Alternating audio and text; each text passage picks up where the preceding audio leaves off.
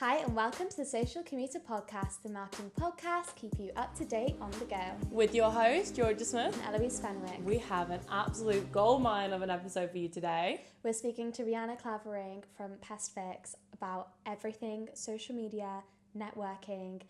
She even speaks about mentors, the power of LinkedIn. Honestly, you cannot miss this. Let's go speak to her. So now we are with Rhianna to have a very exciting episode talking about all things building a community, marketing, her journey, more importantly, how you can get into the world of marketing. So would you like to start by telling us a little bit about you, where you work now and what you've gotten up to? Hi guys, I'm Rhianna and I'm 22, soon to be 23, and I currently lead the marketing for a pest control supplier. Not as glamorous as I thought I'd be going into with my career, but I've got to say I've been working there for 7 months and it's absolutely brilliant. A little bit about my journey. So I actually started as a degree apprentice when I was 18, doing a digital marketing degree at Chichester Uni. Normally digital marketing degrees are 3 years, but because it's 1 day a week at uni, it was 4 years. And so I graduated in July of this year. I was doing it for a music distribution company. So basically, if you're on, we had artists all over the world, and they're on YouTube and they want to release their music onto Spotify, Apple Music, Deezer, so your typical digital streaming platforms, we'd release it for them. So that was a little bit about sort of my prior aspect into marketing, but alongside that, we had the opportunity to do off-the-job hours, and so I coordinated work experience placements with companies like Goodwood, working in their digital departments. For like the Goodwood Rival, I did H-Power, which is an equestrian events agency. So we did the Royal Windsor Horse Show, London International Horse Show, the Platinum Jubilee celebration for the Queen. I did some production running with a company called Tilted Hue. So I did a Mattel Barbie X Very photo shoot. And then I also coordinated it's like I'm reading off my CV, but it's like I did some work, freelance marketing for a recruitment company. So really my journey's been quite varied and I've had quite a lot of hands-on experience throughout it. So yeah, that's me in a nutshell. That's amazing. Fab. I just want to draw on the fact that you just said you did a degree apprenticeship and on your off-the-job hours organised placements. That's impressive. Insane. Like, I mean, I'm doing an apprenticeship as well, so I completely get the full like off-the-job hours and having to log them and the amount of hours you got to do. And the thought of actually organising placements in like other companies as well is absolutely crazy. Like really, really good going. Yeah, good on you. That's insane. That's really cool.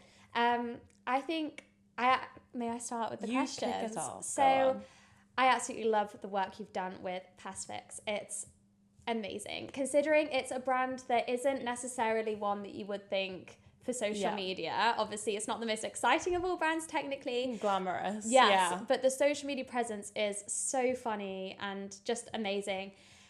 So basically, we have a bit of a posh worded question for this, basically. But what approaches to marketing do you take to breathe new life into an industry that isn't naturally exciting or social media friendly? Right, so obviously, like we say, pest control, it's not the easiest on social media, and I think that's exactly why it's fun. I always joke, because I say I thought I was going to go into the luxury industry, and then I start my new role and we launch a new product, which is a rodent sealant that is made with synthetic diamonds. So here we go, I'm still marketing luxury, we've got our diamonds. But it definitely forces me to think creatively. I think I focus on things like education, humour and relatable content to break down the barriers. One of my biggest things that I go to for sort of to stay relevant is national holidays. Like for instance, today we relaunched, I posted I dressed a rat as an F1 player, Formula One driver, not player, that's my bad sport terminology there. And it made it like a little GIF, and that, was quite fun. But I think on the flip side, one challenge that we have is we cater to two quite different audiences. We've got our professionals and then we've got the amateur audience. So someone like me who's wanting to just buy a rat trap for their home. And I think having the contrasting interests, not every idea hits the mark. So I think the key thing here is, learning, adapting, moving forward. And, ultimately it's about finding those creative angles that capture people's attention and curiosity. So like I said, we did the rat that rat gif, and that was kind of AI generated imagery, and then I edit that and make it more cartoon style, and I think that makes it more visually appealing and also resonates quite well with predominantly male audience. It's, you know, I always think pest control is quite typically traditional and scientific and almost a bit more sterile, so having that, because we need that to show our, you know, our thought leadership and that we're trustworthy, but having then the fun side that relates to current sort of trends and events, yeah, that's how I go about it. We saw that post, didn't Yeah, we saw that we had a post. stalk I of the love it. LinkedIn, of course. It was quite funny. And we had the F1 bits on this morning. So we Yeah. felt very relevant to the time with all the new races coming out, Yeah. season coming out. So it was quite good. So changing just slightly. So you found obviously so many great opportunities for yourself, like we talked about before, finding those out of office, you know, different work hours. What creative ways have you made opportunities for yourself in marketing? So have you taken advantage of situations that other people might not have? I think quite early on, I realized that waiting for opportunities wasn't going to be enough. You know, I actively create them. So, you know, Goodwood weren't advertising for work experience, H Power, and, you know, they weren't. And so I took initiative. I wrote them the email. I looked at, right, who's running that department? And can I just offer my services for free? You know, and I think so often we're told, oh, don't do this for free, don't do that. But actually, that is how you're going to build your own portfolio.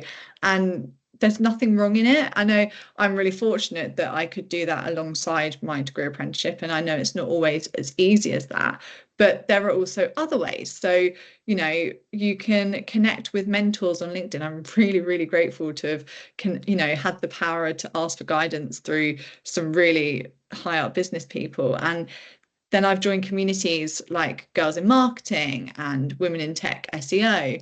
And, you know, expanding my network that way has allowed me to learn from people already thriving in marketing. So, you know, you've got to think outside the box. I think a big thing in the journey of, you know, getting experience is that fear of rejection. You know, hearing no is a part of the journey. It builds resilience, and actually, you know, it leads to opportunities that, you know, they transform my career. And I think I've gone off on a tangent there, but if I bring it down in a nutshell, it always comes down to mindset. So yeah, we can be creative in the sense that we can maybe do like a little portfolio, and I always see on TikTok marketers that have done, like, they take a brand and they redo their social media, and that's led to great things for them. And I think if you take that example and take my example, it's that curiosity, always asking questions and looking for those opportunities, linking it to your passion, you know, finding what genuinely excites you, and then that will make it enjoyable. And expect to hear those no's and keep moving forwards, you know, using those mentorships, using those case studies. Experience will always take you further than you think. So start small, and then you can make it bigger. I think I went off on a bit of a tangent with that one, but does that make sense? No, Yeah, absolutely. We love a tangent as well, don't Yeah, we? we do. And I think like initiative is make or break in most jobs, in how to progress in your career. You've got to take initiative. And it's something that, like, I find people coming to me asking for advice, I'm always saying you've got to take initiative, you've got to make these opportunities for yourself. And it's amazing how you've done that for yourself. 100%. I just wanted to go on a bit of a whim here and ask. Go on. Just kind of unpack that a little bit more, because it was really interesting what you were saying about like getting mentors through LinkedIn and having those connections that way. So how would you recommend people go about that to grow their career? I think for me, it's always, right, what are you passionate about? So I love horses. I'm a horse rider. I unfortunately have just had to sell my horse because of work time. I just did not have time for her. But anyway, I think so that led to me wanting to go to H Power. You know, they ran Olympia, like, well, it was Olympia at the time, but now the London International Horse Show. They're events that I'd been to, and I'm like, I want to work on that. I want to say I've had an impact there. And I think, you know, when I then went on LinkedIn, you can actually look at the job role, you can look at the company. And I think if I was to say, right, I'm going to go and try and organise a work experience placement now, let's just take H Power as the example. I'd go on, I'd find who works in the department, whether that be a sort of more junior position or whether that be the person that runs it. You know, both are equally as important in the company. And, you know, just reach out, send not just a random connection, send one with a note and just say, hi, I'd love to learn a bit more about what you do. Then you start building the sort of conversation from there. One of my mentors, Nikki Gassenby, she told me this amazing framework for building sort of a first communication. Right. And I never get it in the right order, but it's name, same, fame, aim, and game. So your name, you introduce yourself.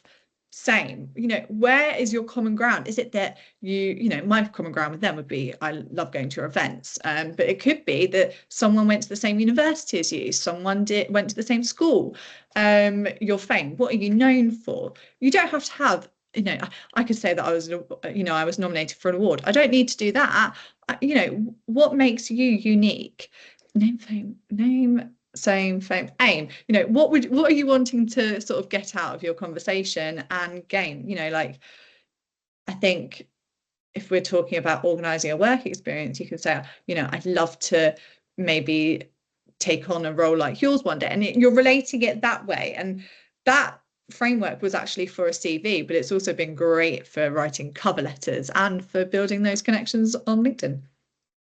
That's a really good template. I don't think I've heard that before either. I mean, we always hear big podcasts talking about how important it is to have those mentors and have those people to look up to. Yeah. It's a really good framework to go off, though. I think it's good to remember. We're going to have to write it down. I know. This is a really, really knowledgeable episode, actually. Just taking notes now, so having a listen. My next... Beautiful.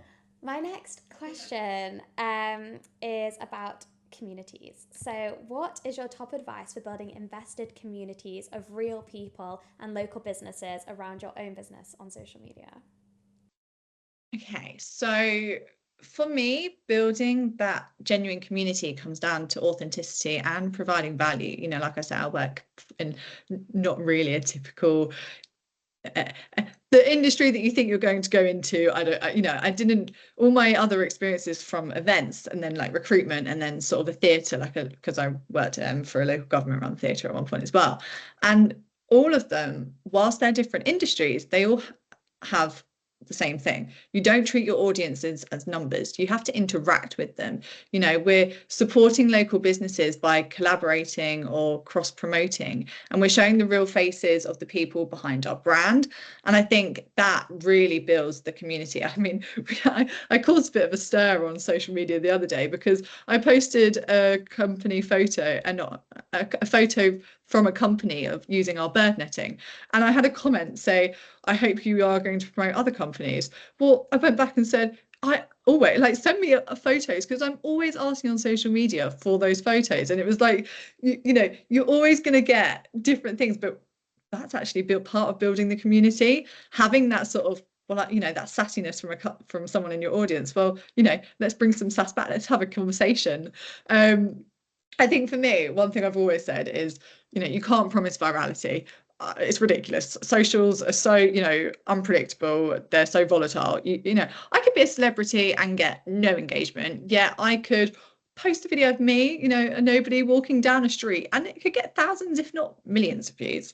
But that consistency and that purposeful engagement, so having that comment saying, you know, that bit of sass, you know, it matters more than those followers. And, you know, I can then respond personally to comments and messages. I can share that user generated content and, you know, champion that local business. And I think, yeah. Oh, one thing about community, I think for PestFix, it's not a glamorous group, but Facebook groups, you know, rat busters, it's been pivotal in driving online sales. We've got these traps called black cats, and they're quite a good trap, and PestFix are a great price, especially with their trade prices. And posting them and just engaging to comments of people looking, you know, posting stories with their black cats and liking them, and you know, they were comparing the sizes of the rats that they've caught. I can't believe I get interested in this now, but you know, all of those things, I then actually helped basically sell out all of our black cats, and then we had to wait ages to get them in stock. And they said, right, no more commenting in the Rat Busters group, because you know, we have no more black cats to sell. And it's like, you know, people love it when you take an interest in what they're doing. And I think, yeah, So that's how I would build all the community side of things. I love that. It's That's so so funny. authentic. To build on this, I went to MadFest the other day. I don't know if you've heard of it, but that big marketing and ads festival. Yeah, it's fantastic. And I watched a talk with Aldi, and I work for McCann, so McCann did a talk with Aldi, and they were talking about like building authentic communities, and basically just what you've said with that sassiness, and they called it a sibling relationship, where it's not always like, you don't have to all be completely nice with each other. Like, you kind of say it how it is, or like you give back that sass, and it actually, you would, like, some people would have thought that would damage the relationship, but actually most of the time it just brings it like a lot more stronger, makes it much more interesting for everyone. So I think it's a good phrase. That's really resonated, actually. Yeah, it's exactly what you just said. I mean, I love the fact that they're comparing rat sizes. I know. could not do your job in the slightest. I'm petrified of rats. It's like one of my biggest fears. But you seem to be smashing it with a new rat love, which is just great. Yeah, and I also think there's so much value in that. I can now actually buy rodenticide, so not rat love, but I joined Pestfix and we have this training academy, and they encourage all their staff to do all of the training academy and get knowledge. And I found myself going back into school mode and wanting to get the best grades. I was a bit of a geek and I had to get the best grades, so I'm there really note taking to try and get the highest grade in the class against all these pest controllers to know about rats and the safe use of rodenticide. Like, what is going on? That is so funny. God, I think that's so funny. I do think it's the power of a good marketer, though, to be really invested in your brand. Like, I think we've all found that. Like, when we're marketing for a brand, you become their biggest advocate in like every way. You learn about it. And I love the fact that you've learned about rats. I mean, I probably couldn't do the same level as you, but if it's something you find interesting, absolutely go for it. Yeah, I think there's so much power as well in like getting so nitty gritty into those groups and those communities, like as a brand, understanding them, understanding the people you're selling showing up as one of them. So much power. Joining the group, the little group chat in the middle, I think it's fab. So I will hit you with one of my questions before. I don't think we have many left though, but it's been a very, very insightful episode so far, so I'm absolutely excited for this one. So let's go for, what advice would you give someone who feels stuck because of the lack of formal marketing experience? So obviously you've spoken a lot about an apprenticeship. I got into it through like freelancing. You got into it through freelancing, then an apprenticeship. So we've gone, all come from very different angles of it. None of us technically have gone through the authentic route that, the stereotypical degree. You do at A-level, you do your degree, you go into like a normal graduate scheme. Yeah, exactly. So how would you give someone that's feeling a bit stuck or worried that they've not gone that normal route advice? I think the way you've worded that question as well, the fact that it's the normal route. I've been speaking in schools quite a bit recently as a little sort of passion project and speaking. So I spoke to Year 9 business girls, but then I've spoken to sixth form students as well. And we're so often taught the black and white route of you have to go to university, and then actually when you come out of university you don't have experience. I may have done 1 year longer for a degree, but I'm technically then 3 years ahead of someone else that's graduated because I've got 4 years experience. So when I graduate, they'd have had 1 year. So I'm not saying that makes me better, but what I'm saying is there are so many alternate routes that the formal marketing experience does not have to exist. It's not the only thing employers look for. What really matters is, showing your initiative, showing your creativity, and showing your willingness to learn. So you can start building experiences, right now with online courses, with digital internships. Girls in Marketing, which I mentioned earlier, they do their online internship. I can't remember it's like DMIP or whatever the phrase is, but they do that I think every year, and that's what actually made me sign on to their community, because I did that internship. You've got so many online courses through LinkedIn, HubSpot, Google, and they can provide you that sort of practical real world experience that maybe you can't go out and get. Like I said earlier, you can actually create your own opportunities and build that portfolio by identifying maybe some brands on social media that you can sort of create a case study for, or you can get in contact with small businesses or local charities in your area and say, I'll give you this bit of time on the weekend. It's only an hour, but you've got something on your CV. And I think with that CV, we're always taught that, oh my God, we need big numbers and results. Well, no, we don't. So my work experience with Goodwood, the number that I put in my CV for that one is that I think it was like, you've worked with, I can't remember the exact number, but you prepared an app for millions of people to use. So you've quantified the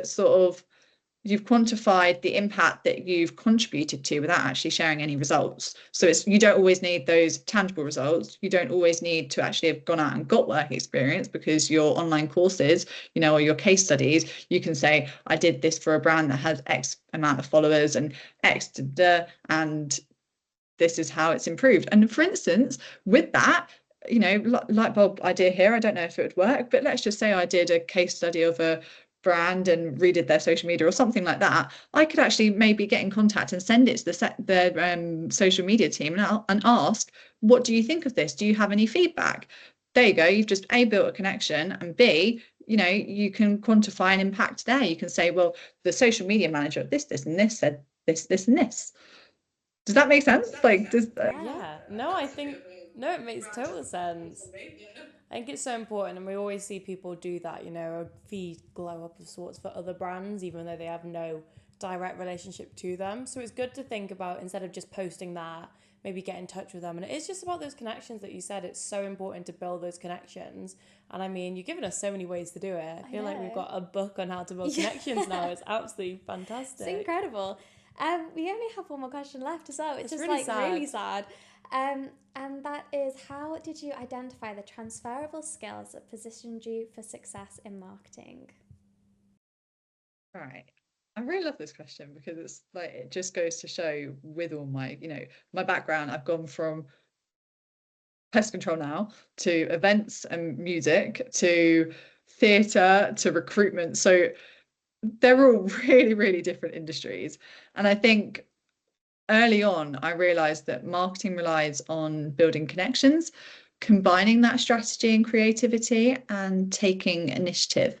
So I think I'd read job descriptions, and I'd look at, okay, so that one's got this, that one's got that, and where were they aligning? And then I'd speak, with the mentors, so to sort of discuss, right, this is what I'm passionate about, this is what I can do, and these are what these job descriptions are asking for. Where do we link there? And I think the key thing is having that self-awareness, reflect on those experiences, recognize what you're good at. And then, I know we don't always like to, especially women as well, but confidently explain how those abilities, apply. So for marketing, and, what other projects can you bring in, whether that be in high school that you can, or, what other hobbies or personal interests can you bring in? And pretty much anything can transfer, but you just need the confidence to clearly communicate them. And I think that's what positioned me for success. I'm not I'm not going to say I'm naturally confident. I also, a year ago today, would not have thought I'd be sat here doing a podcast. I can talk for England, but as soon as you start to put pressure on something or anything like that, I would not have thought I'd be doing it. So, project that confidence on yourself, and then you'll be able to really identify where those connections in your knowledge can sort of show your transferability. Fab. That's fantastic. I feel like I've had a whole motivation cleanse. Yeah, should be working till midnight tonight. I know. I've sort of accepted that's how my night's gonna go now. But honestly, I think this has been gold dust in networking, making these connections, because I do think that is the way forward. 100%. It's all about who you know. Community is the future of marketing. I feel like we've been saying that for We've been saying that all years now, which is crazy. But it's time for, I like to say, my favourite part of having a guest on is the little quiz. So I will get out the timer. For anyone that hasn't seen this part before, we will go and ask the name. I think we give 30 seconds. Any trends, updates, anything you can think of that you've seen in the past few weeks. I will not judge you if it was over a few weeks ago. Just recent to an extent would be fab. So if it's an audio that you've seen going well, or any trend, literally anything you can think of, just give it a go. Yeah. I believe in you. How are you feeling? It's stressful. I'm not good at this. My mind goes blank. But right, I reckon I can do 3, which 10 seconds of one. That's a good ratio for me. Okay, give it a go. All right, I will Don't have count to you go in. too in depth. Just Yeah, reel literally, them off. reel them off. You don't even have to try and describe them. You'll be fine. Self-motivation. All right, let's go in 3, 2, 1, and go. Right. The Sabrina Carpenter tour, they were sort of arguing about whether influencers work and not.